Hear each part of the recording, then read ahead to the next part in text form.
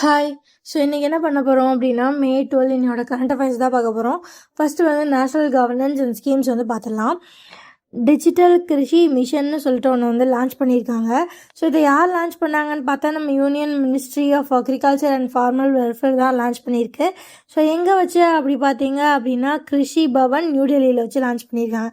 சரி, இது என்ன அப்படி ஒன்று பார்த்தீங்க அப்படின்னா இது ஒரு வெப் போர்ட்டல், அப்புறம் இது ஒரு மொபைல் அப்ளிகேஷன். ஸோ இதில் என்ன இருக்கும் அப்படி பார்த்தீங்கன்னா வெதர் பார்த்துக்கலாம். ஸோ அப்புறம் அவங்க சாயிலோட ஹெல்த்தை ட்ராக் பண்ணிக்கலாம். அதாவது ஒரு ஃபார்மருக்கு தேவையான விஷயங்களை இந்த ஆப்பில் வந்து கொண்டு வரது தான் இந்த டிஜிட்டல் கிருஷி மிஷன். ஸோ இது ஒரு வெப்சைட்டாகவும் இருக்குது, ஆப்பாகவும் இருக்குது. இதை வந்து கிருஷி பவன் நியூ டெல்லியில் வந்து லான்ச் பண்ணாங்க. ஸோ இதில் என்ன பண்ணியிருக்காங்க அப்படின்னா ஏஐ இன்டகிரேட் பண்ணியிருக்காங்க, சேட்டலைட் மேப்பிங் பண்ணியிருக்காங்க. ஸோ இதனால என்ன இருக்கும் அப்படின்னா ரியல் டைமில் கிளைமேட் எப்படி இருக்கும்னு ஃபார்மர்ஸ் வந்து இந்த ஆப்பில் பார்த்துக்கலாம். ஸோ அதுக்கப்புறம் இதில் வந்து சாயில் ஹெல்த்தை ட்ராக் பண்ணுறதுக்கான ஃபியூச்சர்ஸ் கொடுத்துருக்காங்க. அதுக்கப்புறமா டைரக்ட் சப்சிடி மானிட்டர் பார்த்துக்கலாம். ஸோ கிராப் ஈல்டிங்க்கு கிளைமேட் சேலஞ்சஸ்னால ஏதோ ஒரு இதனால சப்சிடி சொல்கிறாங்க அப்படின்னா அதோட டேட்டா என்ன ஸ்டேட்டஸ் என்னன்னு அந்த ஆப்லேயே பார்த்துக்கலாம். அடுத்து வந்து என்ன அப்படின்னா பிஎம் மோடி. ஸோ அவர் என்ன பண்ணுறாரு அப்படின்னா கர்நாடகாவுக்கும் தெலுங்கானாக்கும் வர்றாரு. வர வழக்கம் போல் நிறையா விஷயங்களை ஓப்பன் பண்ணிட்டு போகிறாரு. எவ்வளோ காசுக்குப்பா அப்படின்னா 9,400 crores ஒன்லி. 9,400 கோடிக்கு ஒர்த்தான ப்ராஜெக்ட்ஸை இந்த 2 ஸ்டேட்லேயும் ஓப்பன் பண்ணுறாரு. ஸோ ஃபஸ்ட்டு பெங்களூரை பார்க்கலாம். பெங்களூரில் வந்து 41st anniversary global summit of the art of living foundation. So அதுக்கு அதாவது global summit of art of living foundation. So அது நடந்திருக்கு. அதோட 45வது அனிவர்சரிக்கு வந்து இவர் போயிருக்காரு. இவர் தான் வந்து சீஃப் கெஸ்டாக போயிருக்காரு. ஸோ அங்கே என்ன அப்படின்னா 150 கண்ட்ரீஸ்லேருந்து டெலிகேட்ஸ் வந்து வந்திருக்காங்க. ஓகேவா? ஓகே. ஸோ வேறு என்ன பண்ணார் அப்படின்னா தியான் மந்திர் அப்படின்ற ஒன்றை வந்து பெங்களூரில் வச்சு இனாகுரேட் பண்ணியிருக்காரு. ஓகேவா? ஸோ அதுக்கப்புறம் இப்போ ஹைதராபாத் போயிடுறாரு. ஹைதராபாத்தில் என்னென்ன பண்ணியிருக்காரு அப்படின்னா அங்கே வந்து கனெக்டிவிட்டி அண்ட் ஹெல்த் கேரில் நிறையா திங்ஸை ஃபவுண்டேஷனுக்கு ஓப்பன் பண்ணியிருக்காரு.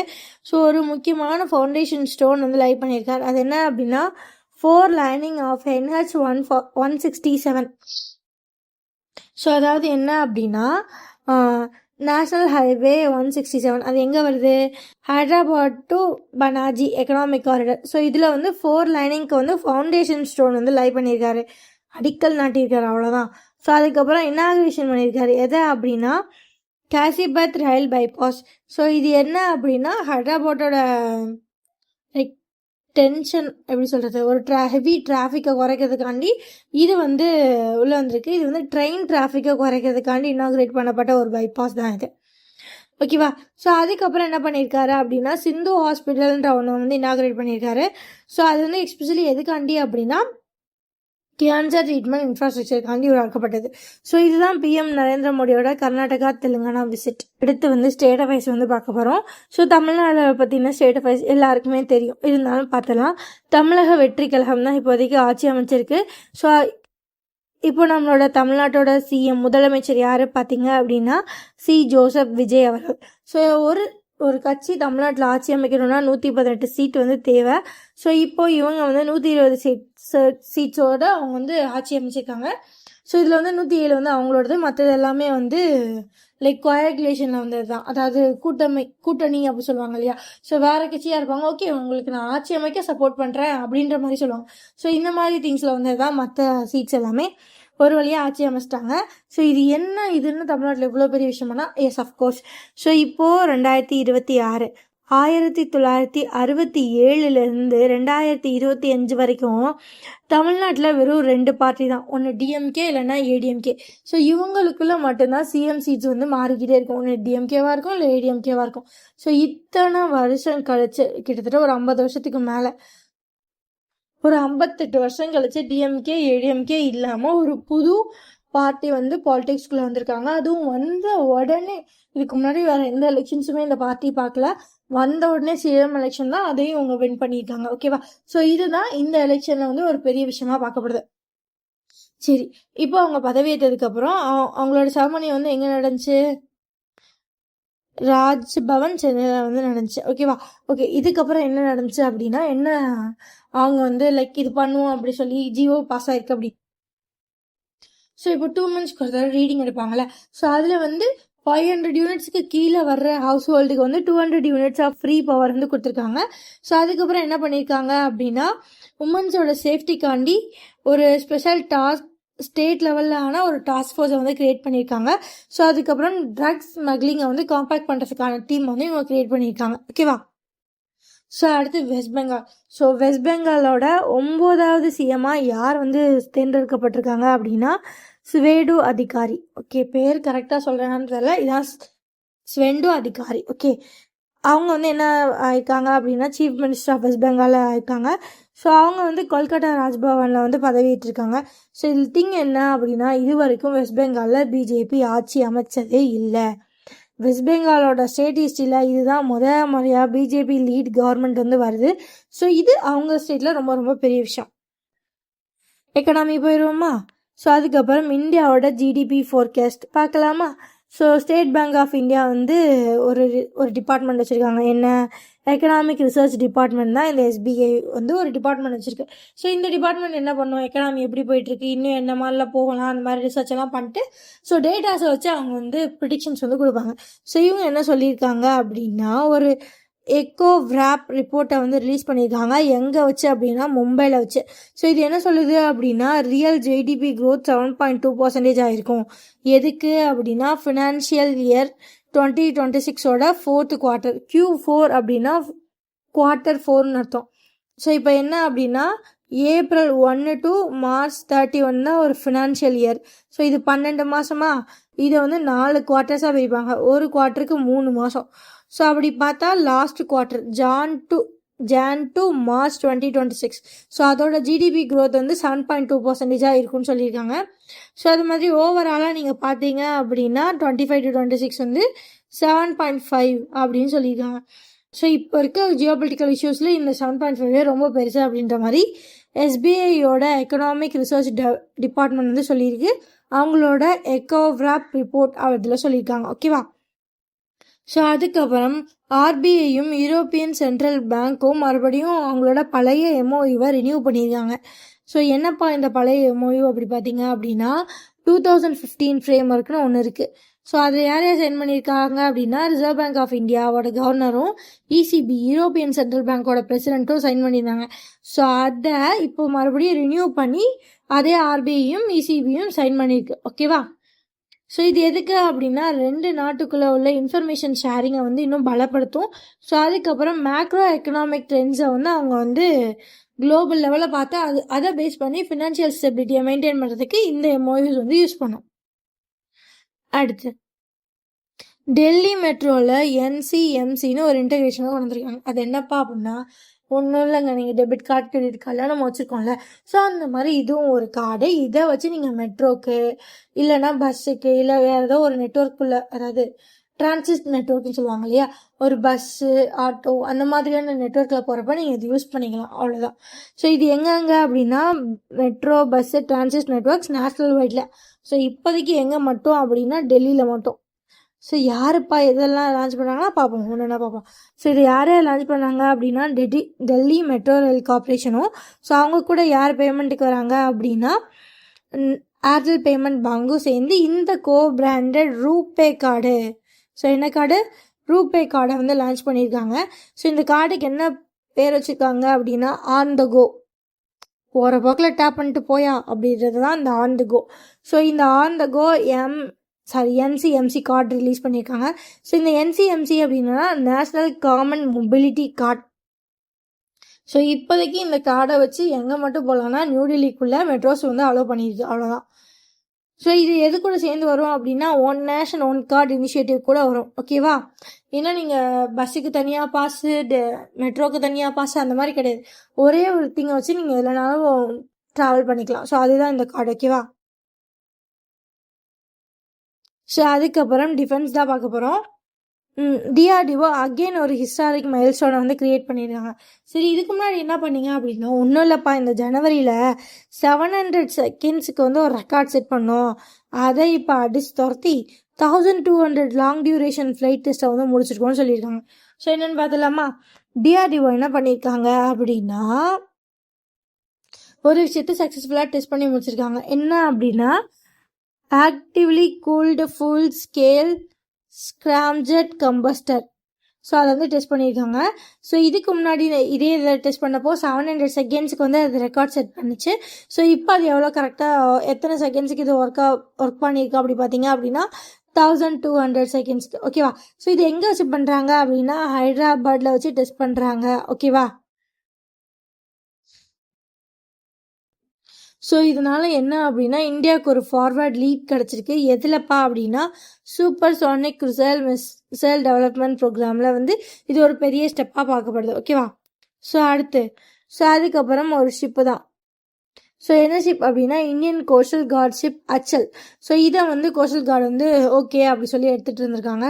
ஸோ இதெல்லாம் என்ன அப்படின்னா எப்போவுமே வந்து ஷிப்ஸ் எல்லாம் வந்து கடலில் வச்சு பில்ட் பண்ண மாட்டாங்க, எல்லாருக்கும் தெரியும். ஸோ அது என்ன பண்ணியிருப்பாங்க அப்படின்னா ஏதோ ஒரு பெரிய ஷிப் யார்டில் வச்சு பில்ட் பண்ணியிருப்பாங்க. ஸோ அடுத்து எப்படி அது கடலுக்கு வரும் அப்படின்னா அது நியர்பை ஒவ்வொரு ஷிப் யார்ட்லையுமே இது கடலுக்கு விடுறதுக்கு ஒரு பிளேஸ் இருக்கும் நியர்பை ஷீல. ஸோ அங்கே அவங்க வந்து டீகமிஷன் பண்ணுவாங்க, லைக் கமிஷன் பண்ணுவாங்க. என்ன பண்ணுவாங்க அப்படின்னா அந்த ஷிப்யார்ட்லேருந்து கடலுக்கு வந்து அந்த ஷிப்பை வந்து லான்ச் பண்ணுவாங்க. ஸோ அதுக்கப்புறம் அந்த ஷிப் வந்து யாரோட கண்ட்ரோலோ அவங்க வந்து அதுக்கப்புறம் டேக் ஓவர் பண்ணிப்பாங்க. ஸோ இதுக்கு பேர் தான் அப்படின்னா கமிஷனிங். அதாவது ஷிப் பில்டர்ஸ்டேருந்து அவங்க வந்து வாங்குறது. இதெல்லாம் பெரிய விஷயமானு கேட்டிங்கன்னா ஒரு கார் வாங்குறீங்க அப்படின்னா நீங்கள் போகிறீங்க, உங்களுக்கு ஒரு கீ கொடுப்பாங்க, ஃபோட்டோ எடுப்பீங்க, லைக் ஒரு சின்ன செரமனி மாதிரி இருக்கும்ல. ஒரு சின்ன காருக்கே அவ்வளோ பெரிய செரமனினா கப்பலுக்குலாம் பெரிய செரமனி தான் வைப்பாங்க. ஸோ அந்த மாதிரி தான் இது ஒன்று. ஸோ இதில் என்ன அப்படின்னா இந்தியன் கோஸ்டல் கார்ட் ஷிப் அச்சலை வந்து மேரிடைம்குள்ளே கொண்டு வந்திருக்காங்க. ஸோ இது வந்து ஒரு ஃபாஸ்ட் பேட்ரோல் வெஹிக்கிள். ஓகேவா. ஸோ இது எங்கே வச்சு இந்த செரமனி நடந்துச்சு அப்படின்னா வாஸ்கோட காமா. ஸோ உடனே இது ஒரு பேர் நினைக்கிறாங்க. இதே மாதிரி கோவாவில் ஒரு ஊர் இருக்குது, வாஸ்கோட காமானே ஒரு ஊர் இருக்குது. ஸோ அங்கே தான் கோவா ஷிப்யார்ட் லிமிட்டடும் இருக்குது. ஸோ அவங்கக்கிட்டேருந்து வாங்கினது தான் இந்த ஷிப்பு. ஸோ அதை தான் யார் யூஸ் பண்ண போகிறாங்க அப்படின்னா இந்தியன் கோஸ்டல் கார்டு வந்து யூஸ் பண்ண போகிறாங்க. ஸோ இந்த ஷிப்பை வந்து எங்கே வந்து வேலை பார்க்க வைக்க போகிறாங்க, சர்வேலன்ஸ் பார்க்க வைக்க போகிறாங்க அப்படின்னா அரேபியன் சீல வந்து சர்வேலன்ஸ் பார்க்க வைக்க போகிறாங்க. கோஸ்டல் சர்வேலன்ஸ் அண்ட் அரேபியன் சீ வந்து இது பார்த்துக்க போது.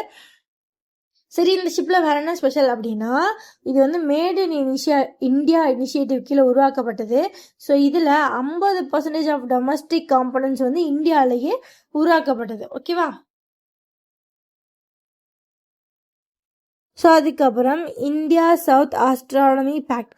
ஸோ இதில் என்ன இருக்குது அப்படின்னா இது ஒரு பார்ட்னர்ஷிப். யாருக்கும் அப்படின்னா சவுத் ஆஃப்ரிக்கன் ஆஸ்ட்ரானமிக்கல் அப்சர்வேட்டரிக்கும் ஸோ அதுக்கப்புறம் இந்தியன் கவர்மெண்ட்டுக்கும்.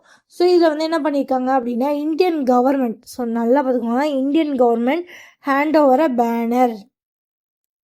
நீங்கள் என்னென்னு யோசிச்சிங்களா? நானும் என்னென்னு யோசித்தேன், கூகுளெலாம் பண்ணி பார்த்தேன். லிட்ரலாக பேனர் அடித்து கொடுத்துருக்காங்கங்க.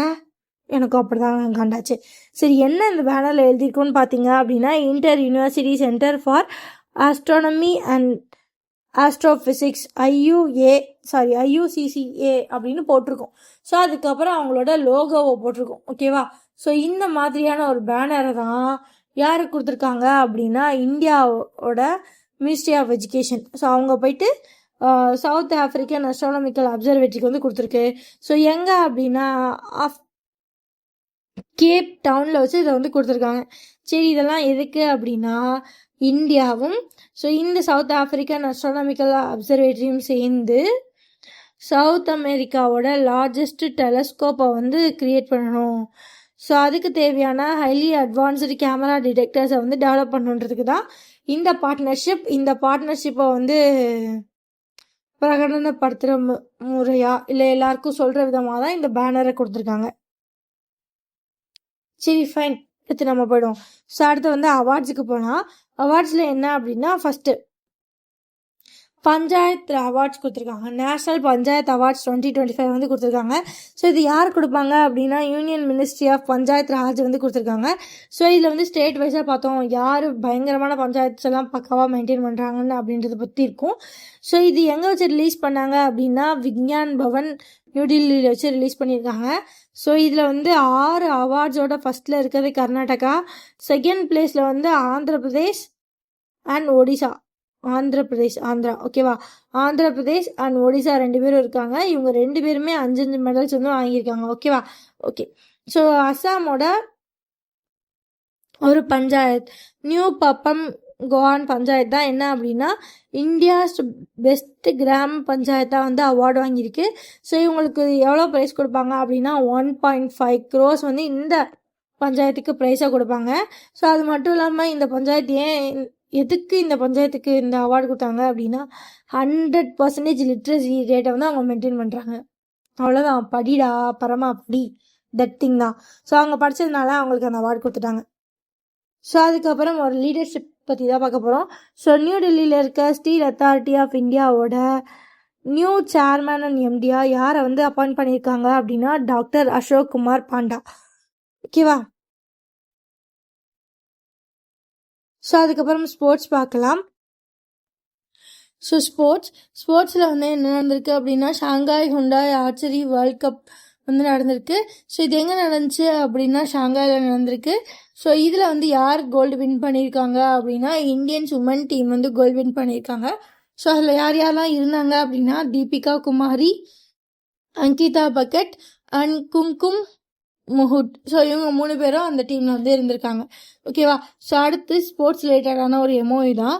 ஒடிசாவோட கவர்மெண்ட்டும் ஏஐஎஃப்எஃப் ஆல் இண்டியா ஃபுட்பால் ஃபெடரேஷனும் ஸோ அவங்களோட எம்ஓஏவை ரினியூ பண்ணியிருக்காங்க அடுத்த 5 வருஷத்துக்கு. ஸோ இது எங்கே நடந்துச்சு அப்படின்னா கலிங்கா ஸ்டேடியம் புவனேஸ்வரில் நடந்துச்சு. ஸோ இதில் என்னென்னலாம் அவங்க ஃபோக்கஸ் பண்ணியிருப்பாங்க அப்படின்னா எப்படியெல்லாம் வந்து யூத்தை வந்து ஃபுட்பால் இன்னும் பெட்டராக்குறது, ஃபுட்பாலை இன்னும் எப்படி ஸ்டாண்டர்டைஸ் ஃபுட்பால் ஸ்போர்ட்ஸை இன்னும் எப்படி வந்து பெட்டராக அவங்க ஸ்டேட்ஸில் வந்து ப்ரொமோட் பண்ணுறது ரிலேட்டடான திங்ஸையும். ஸோ அதுக்கப்புறம் யங் டேலண்ட்ஸ் வந்து எங்கேயாவது கண்டுபிடிச்சாங்கன்னா அவங்கள எப்படி ட்ராக்ல வச்சுருக்குது, அவங்கள இன்னும் எப்படி ப்ரொமோட் பண்ணுறதுன்றதை பற்றியும் தான் இந்த எம்ஓயூவில் இருக்கும். ஓகேவா? ஸோ அப்புறம் வந்து இம்பார்ட்டன்ட் டேஸ் பார்க்கலாம். May 9 வந்து world migratory bird day. So இதோட தீம் என்ன அப்படின்னா every bird counts your observation matters.